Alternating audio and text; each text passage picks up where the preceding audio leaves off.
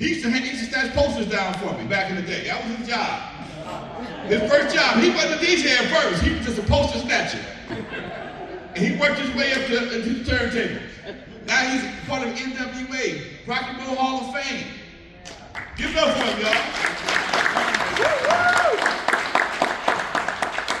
Dr. Dre, a billionaire. DJ Clientele, who's on his way. Dr. Mark Hawkins, DJ, aka DJ Clientele, is the mayor of California City. So all this came out the Wrecking Crew. All this came from Eve After Dark. All this came from my daddy giving me a shot. I would have never approached Jeffrey. If anybody, y'all don't know Jeffrey. Jeffrey was 6'4", very intimidating dude. Nice guy, but he always had a scowl on his face. I would have never approached Jeffrey to win his spot. And he told me something, when he told me, I was terrified. All right, look what he told me. I can say this is our place today. All right, goddammit, I'm gonna give it to you. But the deal is, you gotta take it every day, every weekend. Huh? Every weekend. Now I've been doing Alpine Village every other weekend with Roger Clayton from Uncle Jam's Army. That's how this all started back in 1978. Nobody ever done a party event every weekend. I ain't had no money. I just lost my last job working at Record Shack in Compton. I didn't have the kind of money, but somebody else believed in me. A lady believed in me. We pieced up and we struggled for the first 6-7 months. And all of a sudden, magic happened, and Eve After Dark became one of the hottest spots in Southern California.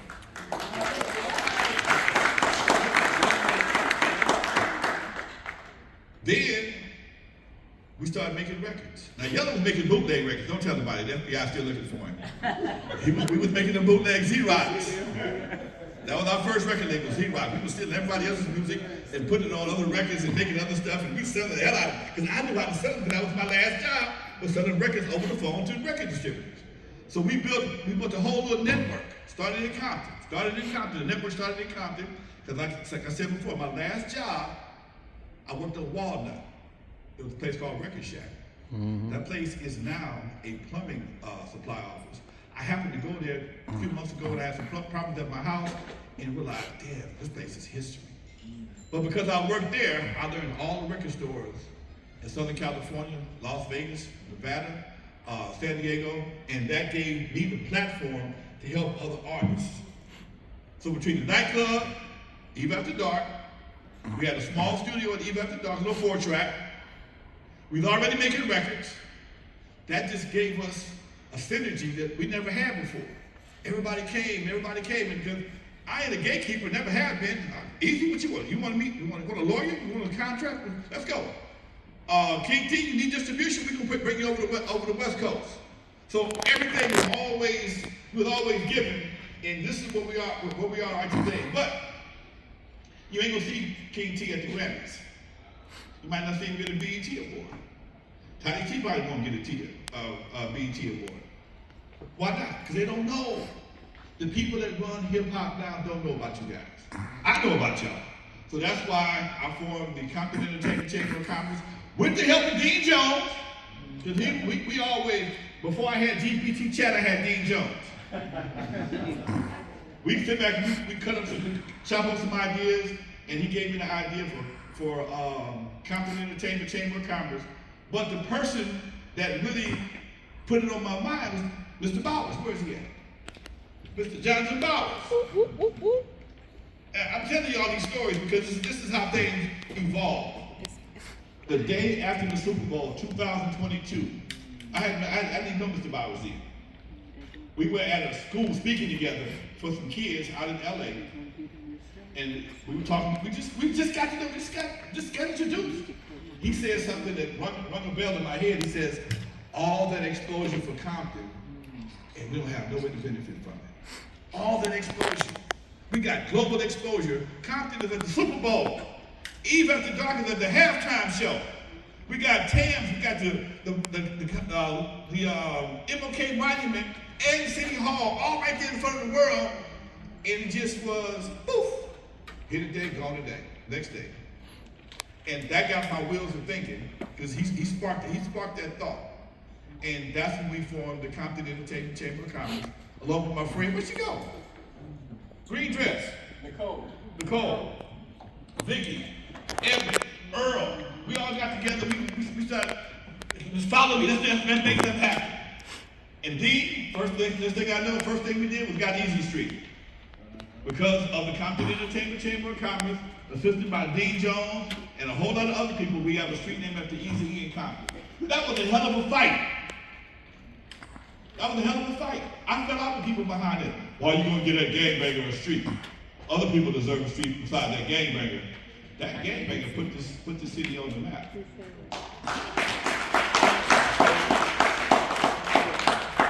That gangbanger gave a lot to a lot of people, whether they realize it or not.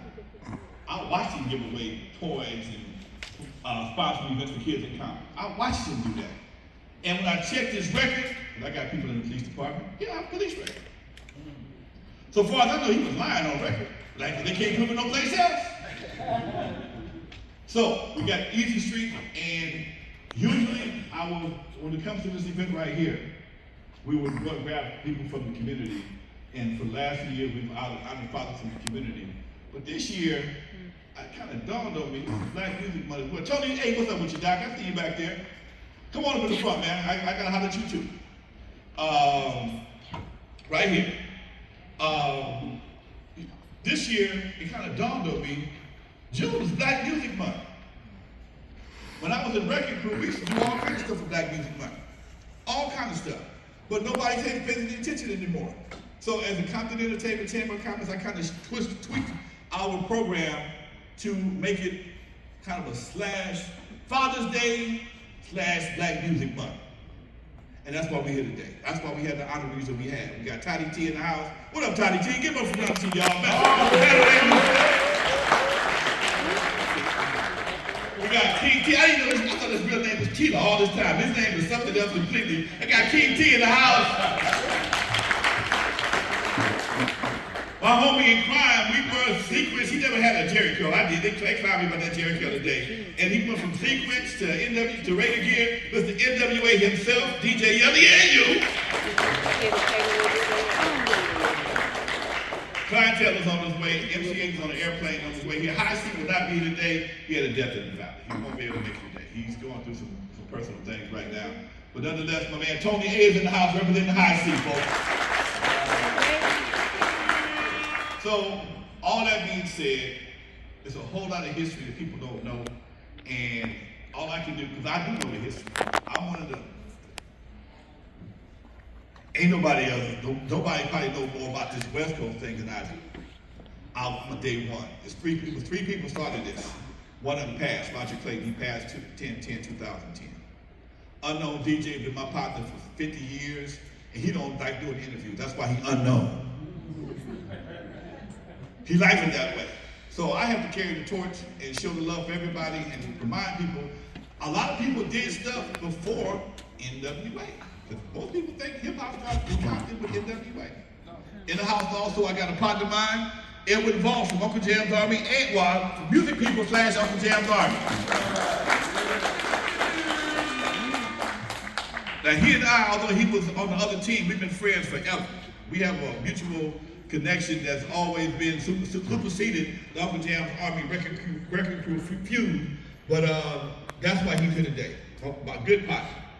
Who else we did? Bam was in the house, my man, Mr. Brian Franklin. Give us a band. Have I forgot anybody?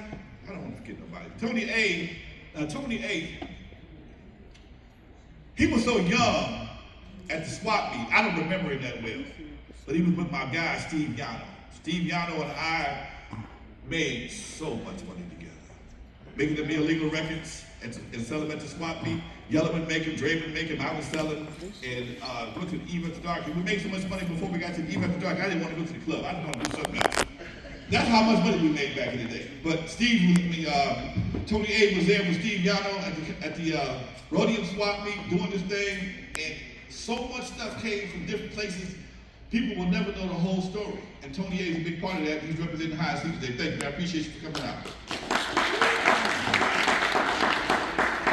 With that being said, I'm gonna get off the stage because I can be here. I'm a little long. So I'm gonna bring up Dean. Dean, bring up Mr. Bowers. Let him say a little something, and we're gonna start eating. I'm passing out the certificates last, because y'all gonna eat. No, wait.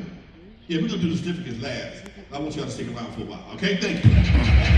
Woke up quick at about noon, just stuck that Lonzo, good job. The original Godfather, man. You got history. You got history. If he's got documentaries he didn't talk about, he's a movie mogul. And his films. What's the address to see your films? OG Network. OG Network. Yes. Yeah, check him out. It's some real deep stuff. We were talking about how he got his broadcaster's license with the Boss Town Cross. Was that your original over at the record house at Camp Vanilla? He said he got inspired, and the Magnificent Montague and Robert Crew and all those guys was right there putting him in line. So thank you so much, Lonzo, for stepping out. When he brought up the easy street, he's not kidding. Boy, there was a lot of folks that said, "Are you out of your mind?" So all we did, we Googled on the map. Said, what street can we change and make it easy street? Well, guess what? It was easy. That's how deep it was. Auto Plaza Drive was no longer a street because we took out all the auto plazas and put the Gateway Town Center there. Guess what? There were no people, no residents, no businesses that had Auto Plaza Drive as an address. So it was a dead street. So it was easy to make it easy street. And after that, boom! And we got some plans to make that more of an entertainment hub. And we got some heads here. So before I bring on the wonderful Pam Side, you got barbers down there? Let's bring up the man of the hour, the man from the 3rd District, the man who's running for his seat again. He's a former firefighter. He understands everything about emergency procedures. He's a Compton High grad. He's a super duper person. Let's bring up Mr. Jonathan Bowers.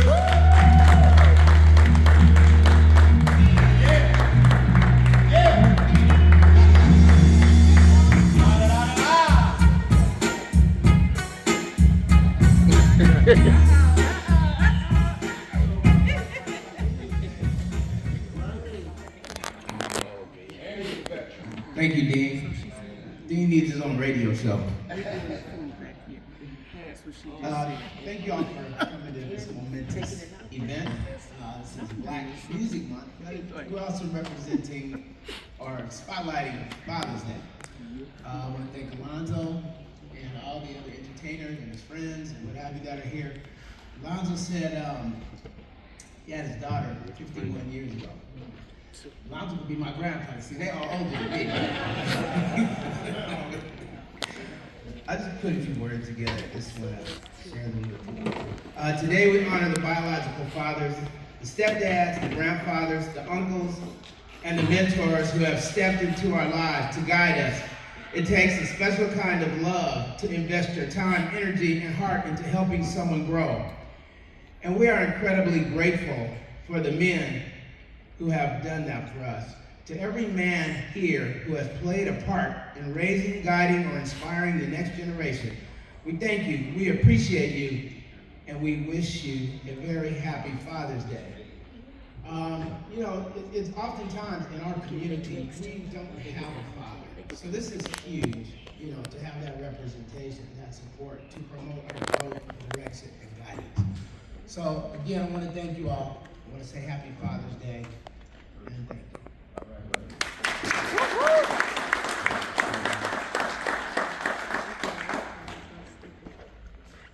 Thank you, Jonathan, and shout out to your liaison for assisting us.